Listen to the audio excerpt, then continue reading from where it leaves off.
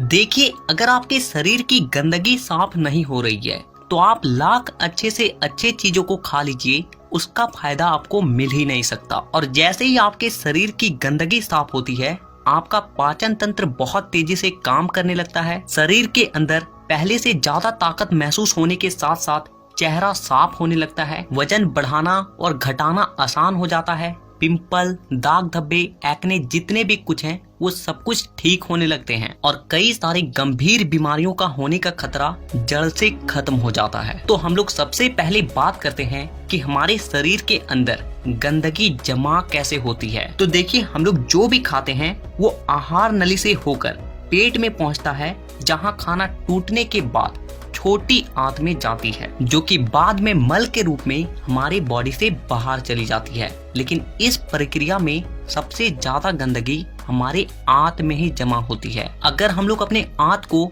Zoom कर कर देखें तो वो कुछ इस तरह का दिखाई देता है, जिसमें उंगली की तरह दिखने वाली छोटी छोटी उभार होती है, जो कि एक फिल्टर की तरह काम करती है, क्योंकि इन उभार के अंदर नसें होती है जो कि हमारे शरीर के अलग अलग हिस्सों से जुड़ी होती है और इसी नस के जरिए खाने में मौजूद पोषक तत्वों को खींचकर खून में और हमारे शरीर के अलग अलग हिस्सों तक पहुंचाया जाता है। लेकिन जब हम लोग जाने अनजाने में गलत तरीके के खाने का इस्तेमाल करते हैं तो वो हमारे आंतों में चिपकने लगती है और धीरे धीरे दीवार पर एक मोटी परत बनाकर जमा हो जाती है, जिससे कि जब हमारी आंतें खाने में मौजूद पोषक तत्वों को खींचती है तो उसके साथ साथ गंदगी भी हमारे खून में मिल जाती है और फिर शरीर के अलग अलग हिस्सों में जाकर ये गंदगी जमा हो जाती है। जब ये गंदगी खून के जरिए हमारे लीवर तक पहुंचती है तो फैटी लीवर और जॉन्डिस जैसी बीमारियां होती है। जब ये किडनी में जमा होती है तो किडनी स्टोन और फेफड़े में जमा होने से अस्थमा, और जब खून के जरिए दिल तक पहुंचती है तो कोलेस्ट्रोल और हमारी नसों में ब्लॉकेज पैदा होती है। और जब ये गंदगी हमारी स्किन में पहुंचती है